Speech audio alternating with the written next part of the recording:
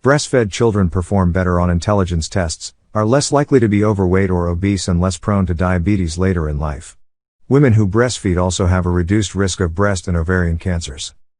Breastfeeding is one of the most effective ways to ensure child health and survival. Exclusive breastfeeding for the first 4 to 6 months of life may reduce allergic disorders in the first few years of life in infants at high risk for development of allergic disease. Potentially allergenic foods, eggs, milk, wheat, soy, peanut/tree nut products, fish, should be introduced after this period of exclusive breastfeeding and may prevent the development of allergies later in life. Breast milk is the ideal food for infants. It is safe, clean and contains antibodies which help protect against many common childhood illnesses. Breast milk provides all the energy and nutrients that the infant needs for the first months of life, and it continues to provide up to half or more of a child's nutritional needs during the second half of the first year, and up to 1/3 during the second year of life. Daily vitamin D supplementation is recommended for all breastfed infants. WHO actively promotes breastfeeding as the best source of nourishment for infants and young children. Mothers initiate breastfeeding within 1 hour of birth.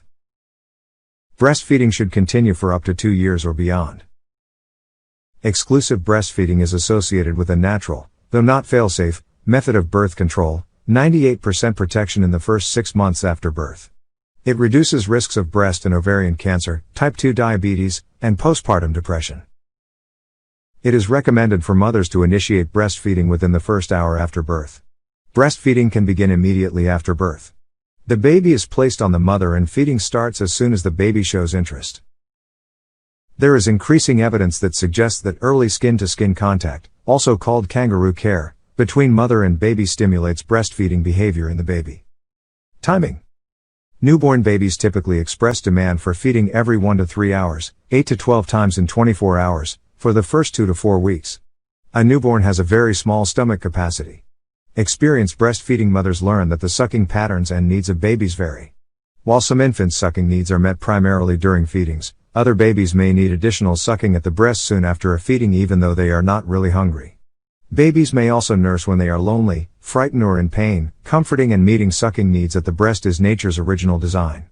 Pacifiers, dummies, soothers, are a substitute for the mother when she cannot be available. Many newborns will feed for 10 to 15 minutes on each breast. If the infant wants to nurse for a much longer period, say 30 minutes or longer on each breast, they may not be getting enough milk.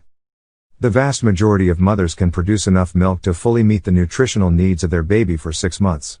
Breast milk supply augments in response to the baby's demand for milk, and decreases when milk is allowed to remain in the breasts. Low milk supply is usually caused by allowing milk to remain in the breasts for long periods of time, or insufficiently draining the breasts during feeds. It is usually preventable, unless caused by medical conditions that have been estimated to affect up to 5% of women. There is no evidence to support increased fluid intake for breastfeeding mothers will increase their milk production. Drink when thirsty as advised. If the baby is latching and swallowing well, but is not gaining weight as expected or is showing signs of dehydration, low milk supply in the mother can be suspected. Techniques to promote lactation use frequent attempts to breastfeed, extensive skin-to-skin contact with the baby, and frequent, long pumping sessions. The mother should allow the infant to suckle at least 10 times during 24 hours, and more times if he or she is interested. The average breastfed baby doubles its birth weight in 5 to 6 months. By 1 year, a typical breastfed baby weighs about 2.5 times its birth weight. At 1 year, breastfed babies tend to be leaner than formula-fed babies, which improves long-run health. Infant nutrition and growth. Darling study reported that breastfed and formula-fed groups had similar weight gain during the first 3 months, but the breastfed babies began to drop below the median beginning at 6 to 8 months and were significantly lower weight than the formula-fed group between 6 and 18 months. Low milk supply can be either primary, caused by medical conditions or anatomical issues in the mother, secondary, caused by not thoroughly and regularly removing milk from the breasts, or both. Secondary causes are far more common than primary ones. The incidence of primary lactation insufficiency is not known, but has been estimated at up to 5% of women.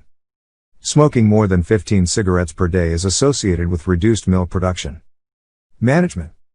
The primary method for increasing milk supply is to increase the frequency and the thoroughness of milk drainage from the breasts, and to increase breast stimulation.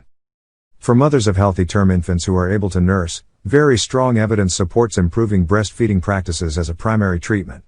Increasing skin-to-skin contact between mother and baby, and allowing unrestricted breastfeeding, aid in stimulating the milk ejection reflex and promote frequent feeds.